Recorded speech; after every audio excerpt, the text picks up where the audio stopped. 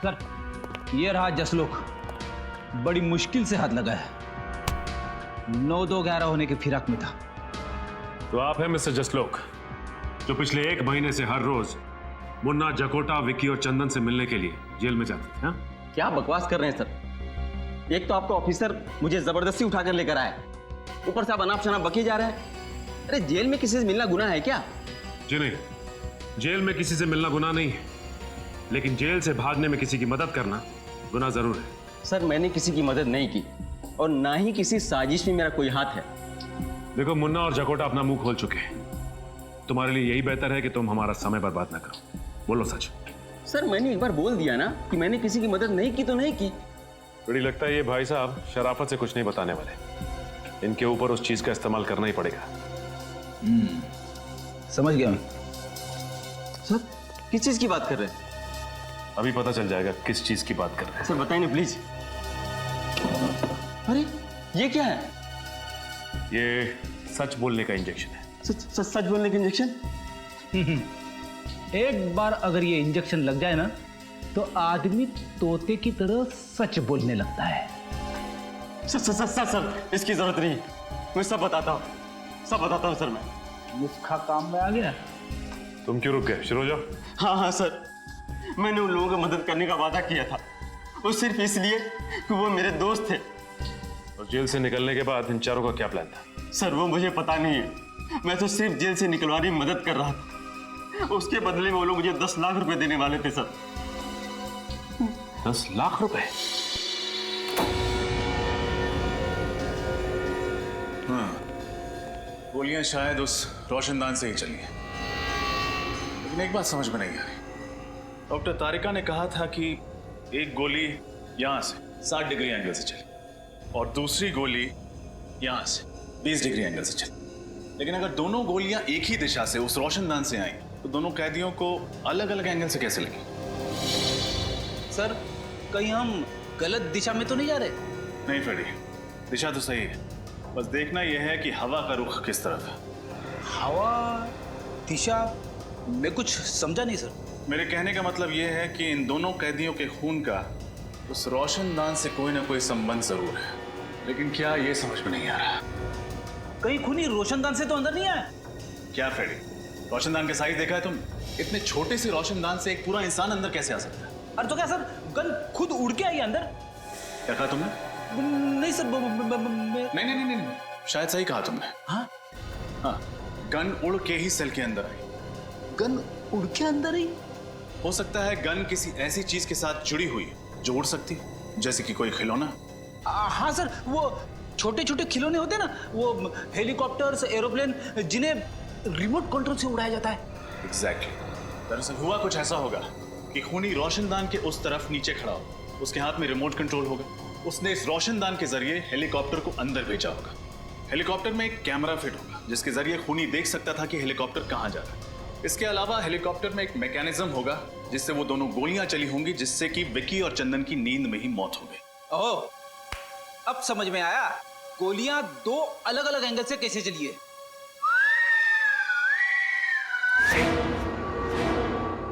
Correct.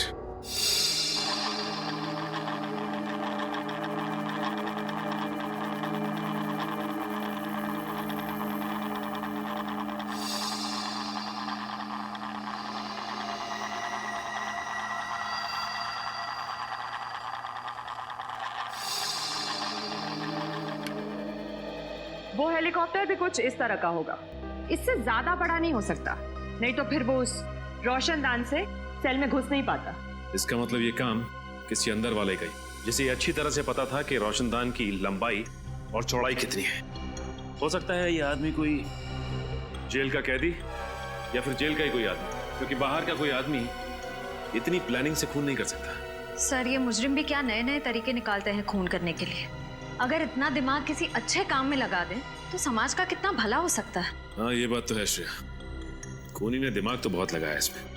Remote वाला helicopter और remote वाली गन।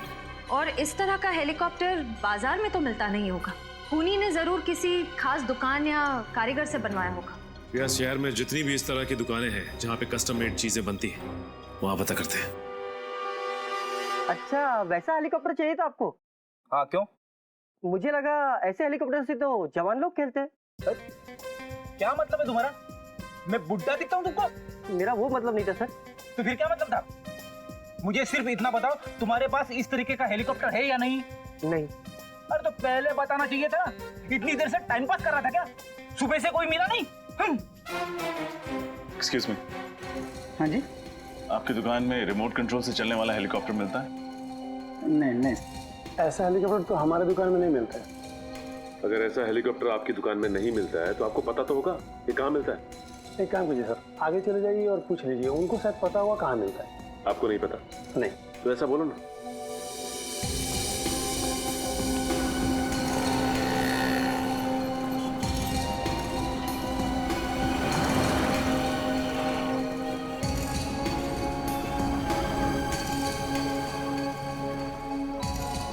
उस तरफ से नहीं मिला। नहीं, उस तरफ भी कुछ नहीं।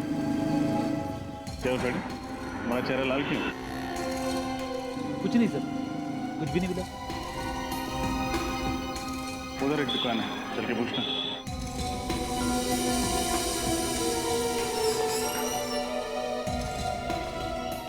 कहिए सर, क्या चाहिए आपको? आपकी दुकान में रिमोट वाला हेलीकॉप्टर मिलता है? हाँ जी मिलते हैं सर। दिखाइए जरा। फिलहाल तो सब बिक चुके हैं, अगर आप कहें तो आपके लिए ऑर्डर से मंगवा देता हूँ। जी नहीं, उसकी जरूरत नहीं। आप हमें सिर्फ ये बताइए कि उस हेलीकॉप्टर पे गन और कैमरा क्यों फिट किया आपने? गन, कैमरा, ये क्या कह रहे हैं आप लोग? बिल्कुल ठीक कह रहे हैं हम। हमें अच्छी तरह से मालूम है कि उस तरह के हेलीकॉप्टर सिर्फ आपकी दुकान पे मिलते हैं, इसलिए आप ये बताइए कि उस हेलीकॉप्टर पे आपने गन और कैमरा क्यों फिट किया? ये आप लोग बेवजह मुझे बदनाम कर रहे हैं। अच्छा, तो आप लोग ऐसे नहीं माने, मैं अभी पुलिस को फोन करता हूँ। लीजिए, आपने मदद मांगने के लिए फोन उठाया था और सीआईडी हाजिर। सीआईडी? जी हाँ, सीआईडी।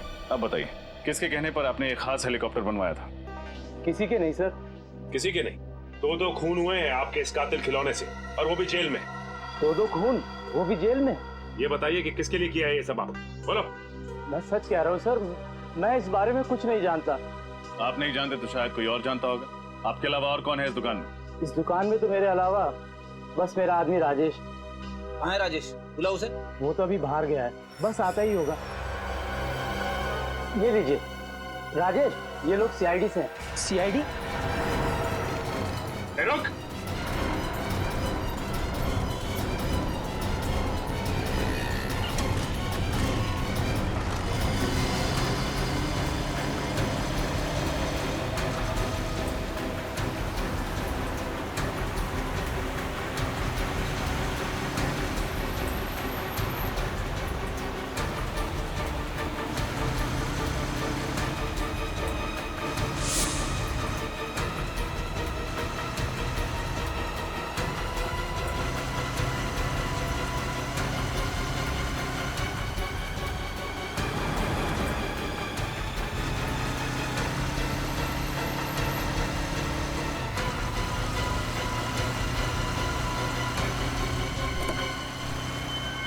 तेरी तो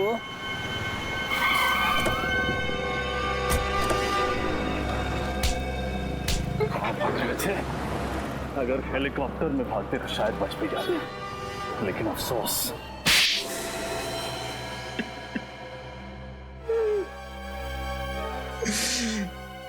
गलती हो गई साहब, मैंने जो कुछ भी किया पैसों के लिए किया। उस आदमी ने मुझे 50,000 रुपए दिए थे हेलीकॉप्टर में गन फिट करने के लिए। पैसों के लालच में तुमने एक खूनी की मदद की? हाँ? गलती हो गई साहब, दोबारा ऐसी गलती कभी नहीं करूं। जेल से निकलोगे तो दोबारा करोगे ना? किसने पैसे दिए थे? पता नहीं, उसका ना तो नंबर याद है, ना एड्रेस, और ना ही नाम। चेहरा याद है उसका? शक्ल थोड़ी थोड़ी याद है उसकी। कम से कम कुछ तो याद आया इसे श्रेया। इससे स्केच बनवा लेते हैं और अपने क्रिमिनल डाटाबेस में चेक करते हैं, हो सकता है ये कोई पुराना अपराधी हो।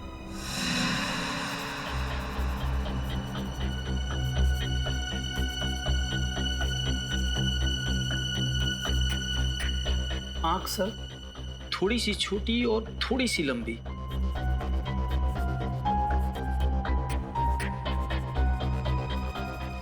ये सही।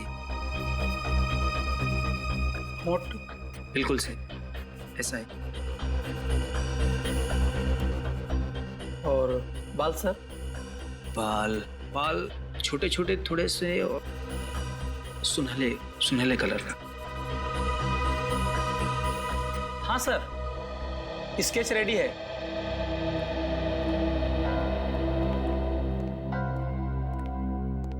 ये वही आदमी है? यस मैम, वही है। श्रेय, एक काम कर, अपने क्रिमिनल डाटाबेस में देखो, हो सकता है पुराना क्रिमिनल वही। सर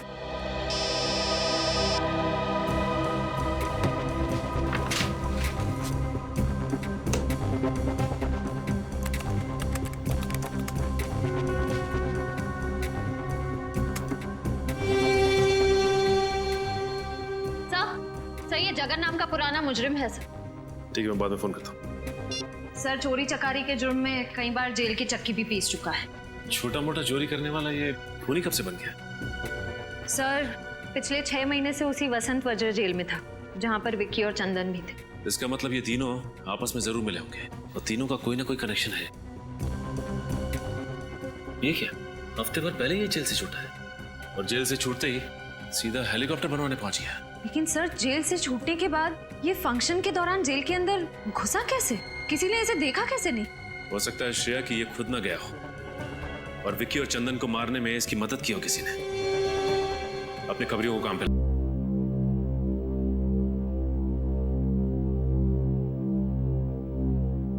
आप सब लोग का स्वागत है। अब कार्यक्रम का आनंद लीजिए।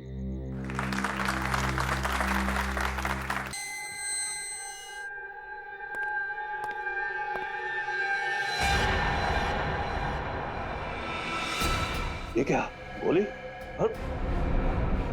तुम हमको मर गए? ये कैसा हुआ?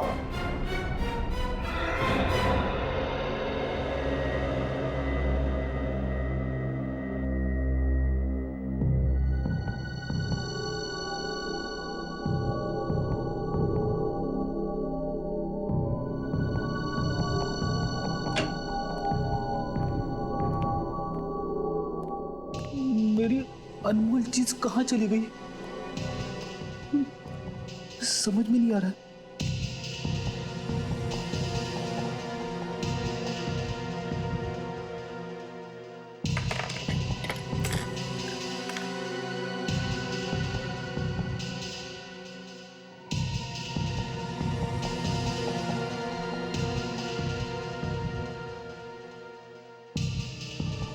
एसीपी साहब का डेस्क चेक करूं क्या?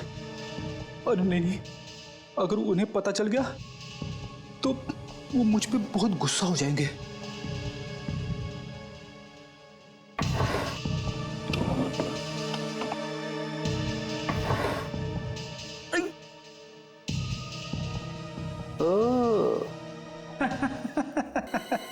मिल गया मिल गया मिल गया, मेरा अनमोल पेन मिल गया।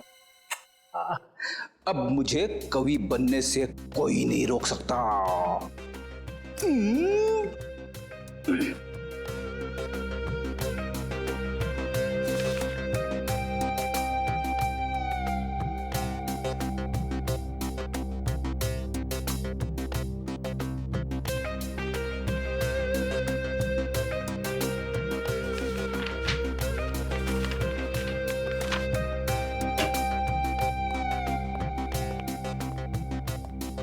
क्या बात है फ्रेडी, अपने आप से क्या बातें कर रहे हो?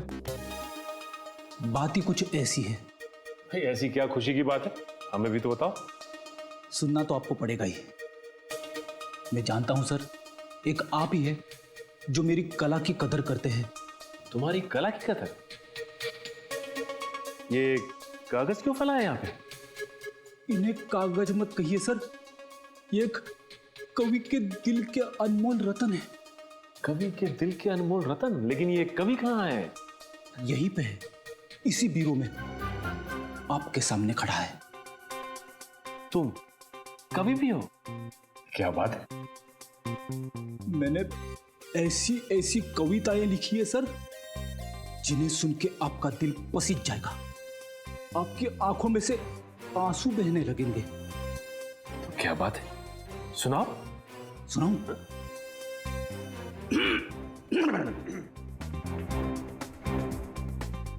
हर शाम अपने आंगन में बैठ के जब मैं डूबते सूरज को देखता हूं, हर शाम अपने आंगन में बैठ के जब मैं डूबते सूरज को देखता हूं, तो मेरे दिल में यह ख्याल आता है कि सूरज के साथ साथ पंकज क्यों न चला गया।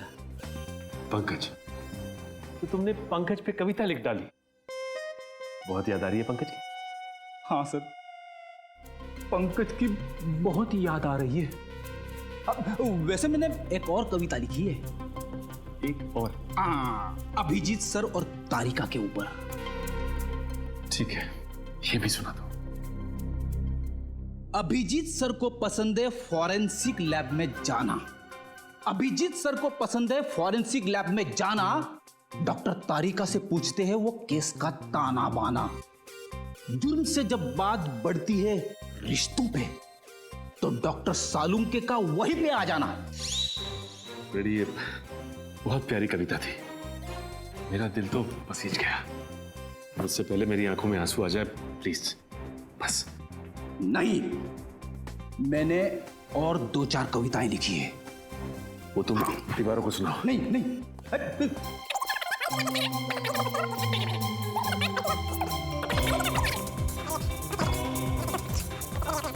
प्लीज फ्रेडी, बस बस प्लीज। थैंक गॉड, सही समय पे फोन आ गया। हेलो? क्या खून? तो खून हो, वो भी जेल में?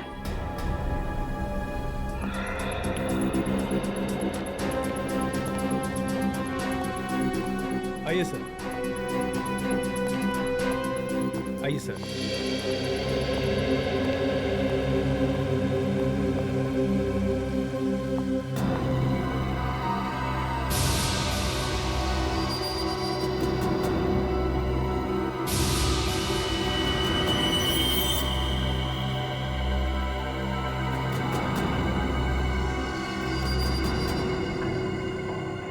शरीर पे और कहीं भी कोई चोट या जख्म का निशान नहीं है। इसकी मौत गोली लगने की वजह से ही हुई है।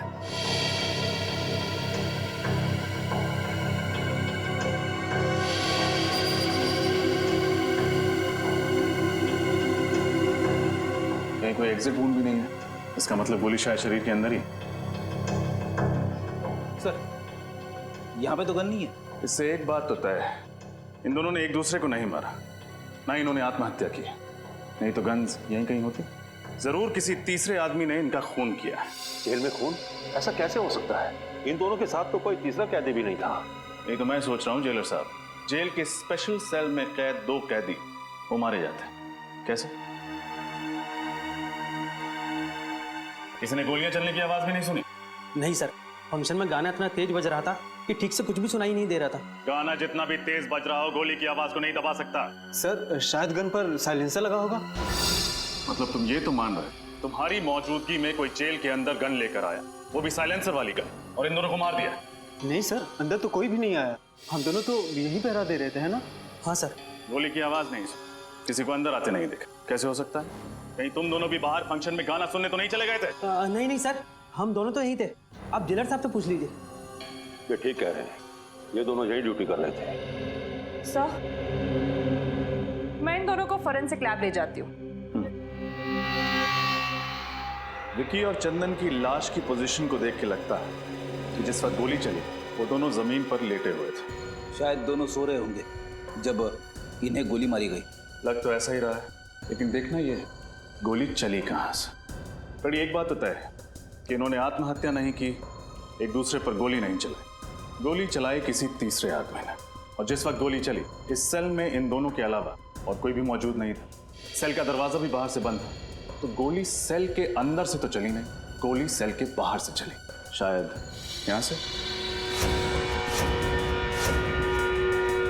एक काम करो, लाश की पोजीशन पर लेट जाओ। आप मुझे कह रहे? हाँ, यहाँ कोई और तो है नहीं।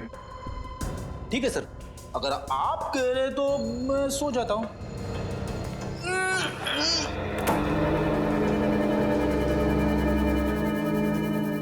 Ready ready? अरे सर, सचमुच गोली मत मार देना। घबराओ मत, बंदूक खाली है। यहाँ से पूरी बंदूक को अंदर घुसाना तो मुश्किल है। बाहर से भी गोली चलाई होगी तो जाके लगेगी सामने वाली दीवार में। इस एंगल से विक्की और चंदन को गोली मारना तो नामुमकिन है। गोली यहाँ से तो नहीं चली होगी। तो फिर गोली कहाँ से चली? हो सकता है वहां से। रोशनदान से? मगर रोशनदान तो काफी ऊंचा है और उस पर नेट लगी हुई है। सो तो है फ्रेडी। एक काम करते हैं, मैं बाहर जाके रोशनदान को चेक करता हूँ, तुम जाके जेलर साहब से मिलो, उनसे विक्की और चंदन के बारे में पूछताछ करो। उठ जाऊं? जेलर साहब बाहर हैं, उठना तो पड़ेगा ही।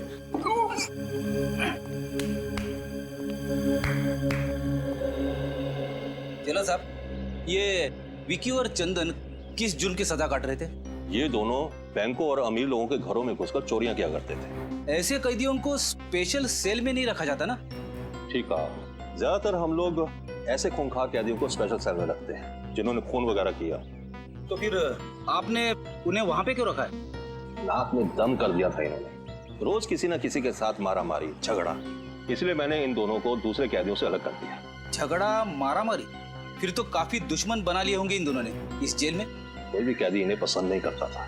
जेलर साहब, खून किसी कैदी ने किया है, लेकिन सर उनकी सेल के बाहर हमेशा सिक्योरिटी गार्ड का पहरा रहता था। इतनी सिक्योरिटी होने के बावजूद भी 2 खून हो चुके हैं। एक तो मैं सोच रहा हूँ, जबकि हमारे जेल के अनुशासन और नियम बहुत कड़े हैं, उसके बावजूद 2 कैदियों का कत्ल हो गया। हर आदमी की जांच पड़ताल की जाती है, हर चीज की जांच पड़ताल की जाती है, बावजूद उसके मुझे तो अभी तक यकीन नहीं हो रहा कि हमारे यहाँ ऐसा हो गया। आपको यकीन करना पड़ेगा जेलर साहब, क्योंकि हकीकत यह है कि आपकी निगरानी में 2 खून हो चुके हैं। कैदियों से मिलने कौन कौन विजिटर्स आते थे, उन सब की लिस्ट चाहिए मुझे। ठीक है। ये रोशनदान तो काफी ऊंचाई पर है। यहाँ तक पहुंचने के लिए उन्हीं को या तो एक ऊंचा स्टूल या फिर सीढ़ी की या घोड़े की जरूरत पड़ी होगी, लेकिन ऐसा कोई भी सामान यहाँ तक लाना या फिर यहाँ से ले जाना बहुत मुश्किल है। तो खूनी ऊपर कैसे चढ़ा? और अगर वो वहां चढ़ भी गया तो गोली कैसे चलाएगा? क्योंकि जाली के साथ कोई छेड़खानी तो की नहीं गई, ना ही जाली में कोई छेद है। सर, मैंने जेलर साहब से कह के सारे विजिटर्स की लिस्ट मंगवा ली है जो कैदियों से मिलने आते थे। Very good. हाँ डॉक्टर तारिका।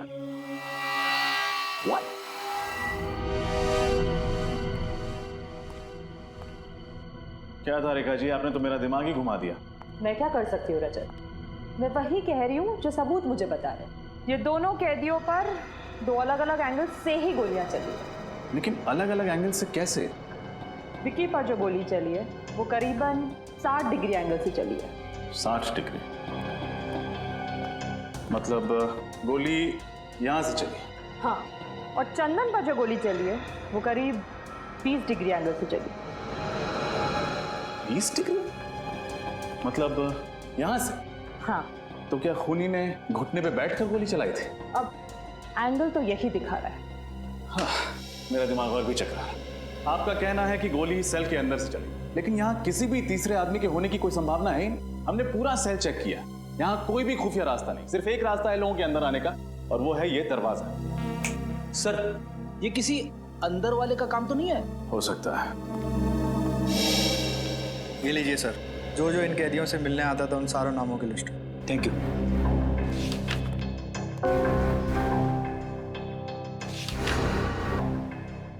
ये देखिए सर, जसलोक नाम का एक आदमी है जो पिछले 1 महीने से 2 कैदियों से मिलने हर रोज जेल में आ रहा है। दोनों कैदियों के नाम?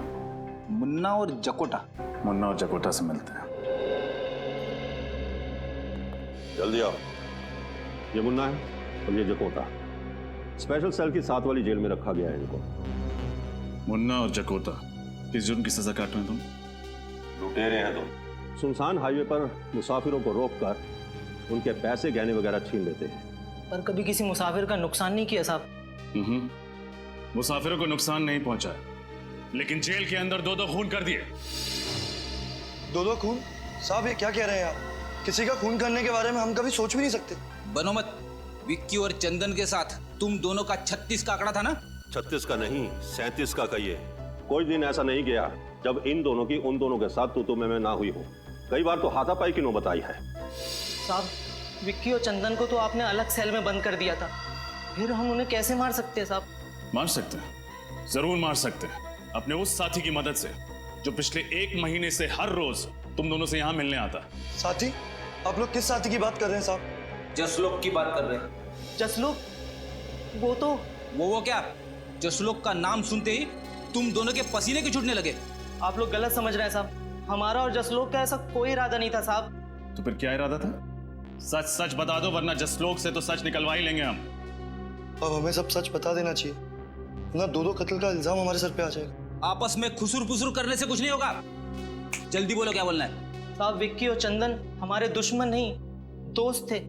झूठ, फिर से झूठ। नहीं साहब, हम सच कह रहे हैं साहब। हम चारों जसलोक की मदद से जेल तोड़ के भागने की साजिश कर रहे थे। जेल तोड़कर भागने की साजिश? हाँ साहब, इसीलिए उस दिन हमने जेल में झगड़े का नाटक किया था, ताकि आप लोगों को हमारे ऊपर शक ना हो। इतना बड़ा धोखा, इतनी बड़ी साजिश? देखो, अगर ये बात गलत निकली ना तो आप फिक्र मत कीजिए जेलर साहब, जब भी जसलोक हमारे हाथ लगेगा सच तो बाहर आ ही जाएगा। किसी और पर शक है आपको?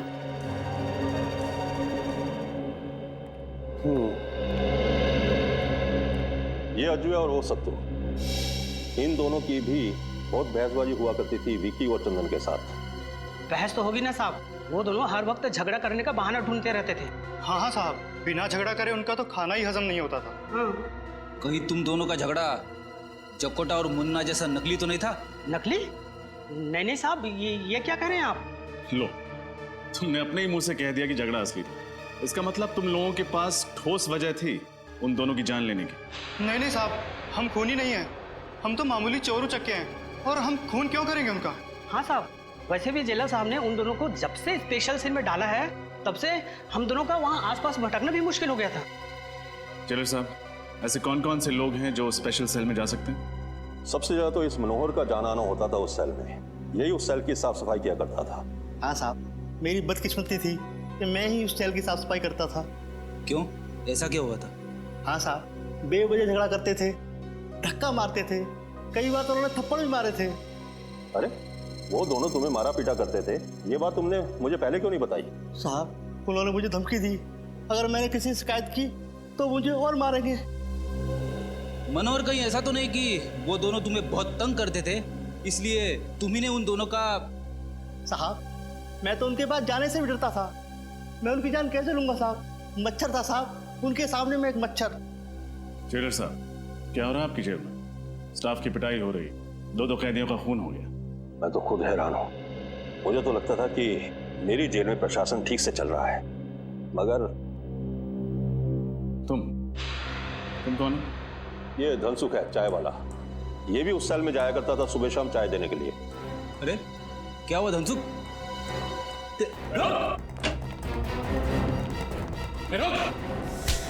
मुझे छोड़ दीजिए साहब, मुझे छोड़ दीजिए। क्यों छोड़ दे? मैंने कुछ नहीं किया। कुछ किया नहीं तो बात क्यों रहा था? मैं डर गया था साहब। बेगुनाह लोग डरते नहीं है, समझे? क्या तुम्हारा भी कोई झगड़ा हुआ था उनके साथ? नहीं साहब, मुझसे तो दोनों प्यार से बातें करते थे। आखिरी बार चाय कब देने गए थे उन्हें? यही कोई 7:30-8 बजे के करीब। यानी फंक्शन शुरू होने से पहले? हाँ साहब, पर मैं अंदर नहीं गया। क्यों? अंदर क्यों नहीं गए? साहब, मेरी चाय खत्म हो गई थी, इसलिए मैं बाहर से ही वापस आ गया। लेकिन सेल के पास तो गए थे ना, कुछ तो देखा होगा तुमने। क्या उस वक्त दोनों ठीक थे? हाँ साहब, दोनों अच्छे भले थे, आपस में बातें भी कर रहे थे। बातें कर रहे थे? क्या बातें कर रहे थे? कुछ सुना था तुमने? हाँ साहब, याद आया। क्या है? क्या बात है? अरे भाई, ये क्या मुसीबत है? मच्छरों ने काट काट कर बेहाल कर दिया है, जीना आराम हो गया है। हाँ? अरे मच्छर काट रहे हैं तो मच्छरदानी मंगवाऊं? जाओ और चुपचाप सो जाओ। अरे यहाँ बैठना मुश्किल हो रहा है और सोने की बात कर रहे हो? पता नहीं ऊपर से ये रोशनदान की जाली किसने निकाल दी है। अब तो मच्छरों की ऐसा है यहाँ पे। तुम लोगों का ना रोज रोज का नाटक हो गया है, कभी मारपीट करते हो, कभी गुंडागर्दी करते हो, तो कभी मच्छर का बहाना करते हो। यार चुपचाप सो जाओ। अरे धनसुख, इधर आ तू और चाय पिला। वहाँ गया खड़ा, इधर आ। चाय खत्म हो गई, अभी लाता हूँ थोड़ी देर में। भाई मेरे लिए चाय खत्म हो गई, जा जल्दी लेके आ। ओह, तो ये बातें हो रही थी। मगर सर, जब हम पहली दफा स्पेशल सेल में आए तब तो रोशनदान के ऊपर नेट लगा हुआ था ना? हाँ फ्रेडी, मैं भी यही सोच रहा हूँ। हुआ कुछ ऐसा होगा कि फंक्शन से पहले ही मौका पाकर खूनी ने रोशनदान से नेट हटा दिया होगा। फिर उसने फंक्शन के शुरू होने का इंतजार किया होगा। जैसे ही फंक्शन शुरू हुआ, सब लोग बाहर चले गए और खूनी ने विक्की और चंदन को गोली से मार दिया। फिर वापस भागने से पहले उसने रोशनदान पर नेट वापस लगा दिया।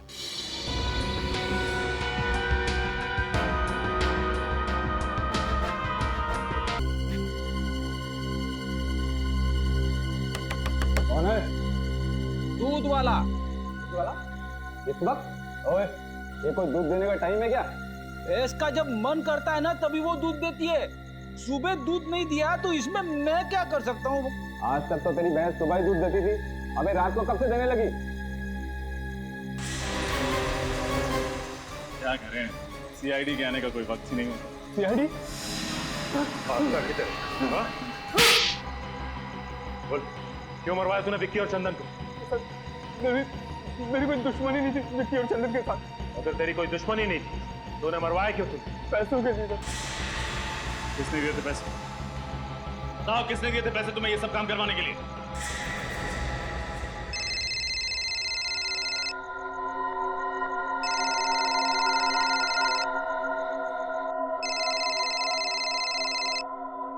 हेलो, मैं जगन बोल रहा हूँ।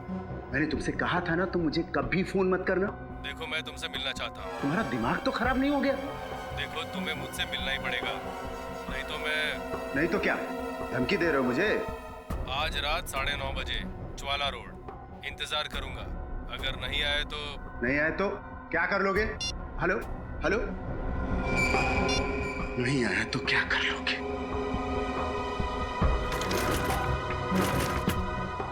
आज तुमसे मिलकर तुम्हारा हिसाब किताब चुकता करना ही पड़ेगा।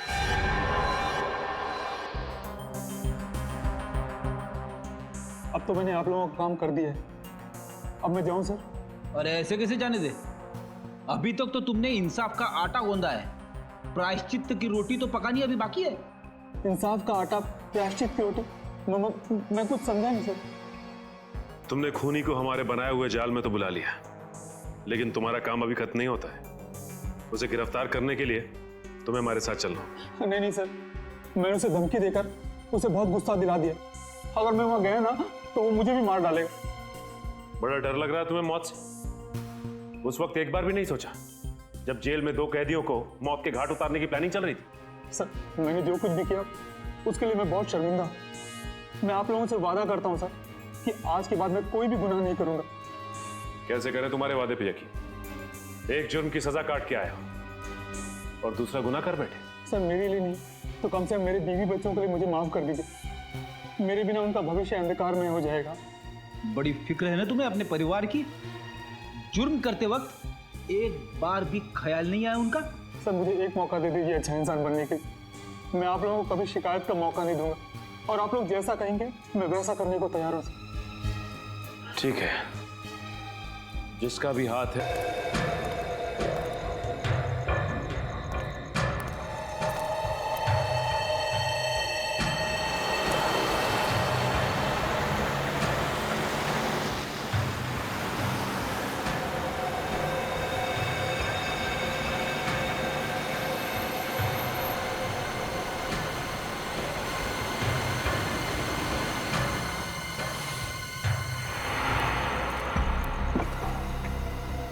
अच्छा हो जो तुम्हारा।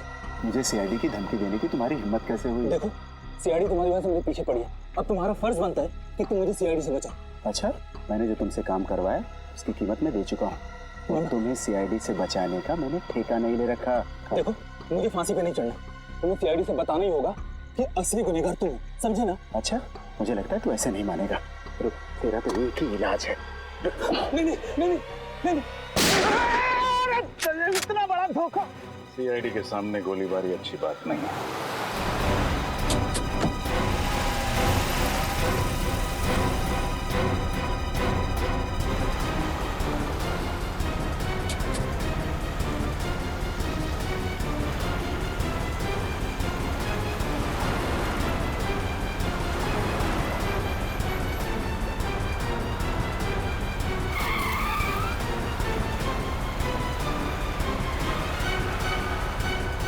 जिस तरह से गाड़ी चला रहा है कहीं किसी को नुकसान ना पहुंचा दे।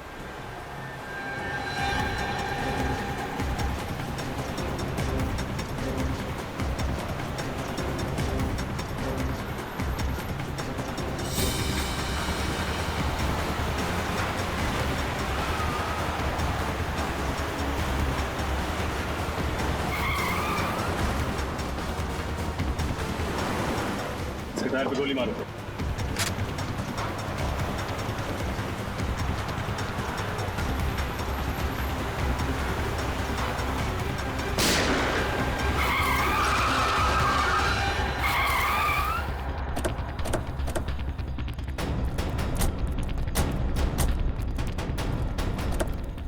विजय बाबू, खेल खत्म तुम्हारा। जाने दो मुझे, चल जाने दे। जाने दे। शर्म आनी चाहिए तुम्हें। कानून की सेवा करते और दो कैदियों का खून कर डाला।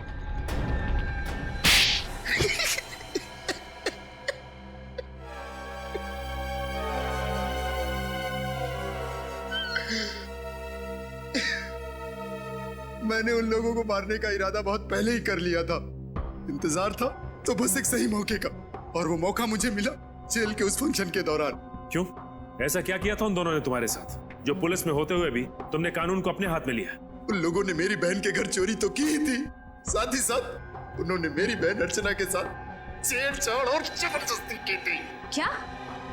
तो तुमने ये बात किसी से कही क्यों नहीं? मैं डरता था कि समाज में बदनामी होगी, मेरी बहन का घर से बाहर निकलना मुश्किल हो जाएगा। बस इसी डर से मैं अपना मुंह बंद करके बैठा था, और विक्की और चंदन इसी डर का फायदा उठाकर मुझे ब्लैकमेल करने लगे थे। नजरें क्यों चुरा रहे हो विजय बाबू? लगता है हमें देखकर विजय बाबू की आंखों में आंसू आ जाते हैं, इसलिए नजरें चुरा लेते हैं। क्यों? पर चंदन, हमें देखकर विजय बाबू को रोना क्यों आता है? क्योंकि शायद इसे अपनी बहन अर्चना की याद आ जाती है। अरे बाप रे, चंदन, चंदन इसे गुस्सा आ रहा है, इसे बहुत तेज गुस्सा आ रहा है। चंदन, चंदन, मुझे डर लग रहा है। चंदन, मेरे हाथ कांप रहा है। ये अगले हफ्ते तक 20,000 रुपए मिल जाने चाहिए हमें, वरना तेरी बहन अर्चना की दुखद कहानी ना बहुत जल्दी पूरे शहर की जुबान पे होगी बेटा, समझा? और आंखें मत घूर, न दिखा। चल काम कर अपना।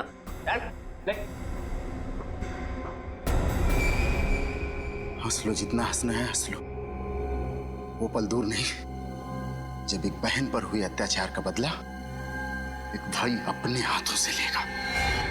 आप ही बताइए सर, हर पल अपमान का घूंट पीकर जिंदगी गुजारना आसान नहीं है। माना तुम्हारी बहन के साथ जो हुआ गलत हुआ, पर यह सोचकर चुप बैठ जाना कि बदनामी होगी, ये बहुत ही गलत और पिछड़ी हुई सोच है। और औरतों पे जुर्म बढ़ने का ये भी एक कारण है। औरतें बदनामी के डर से कानून का दरवाजा नहीं खटखटाती, और चंदन और विक्की जैसे लोगों के हौसले और भी बढ़ जाते हैं। आप शायद ठीक कह रहे, पर अपनी बहन को और दर्द में देखने की हिम्मत नहीं थी मुझ में, इसीलिए उन लोगों को सजा देने का जिम्मा मैंने अपने कांधों पर उठाया, और जगन की मदद से हेलीकॉप्टर में गन लगवाई, और उस गन की मदद से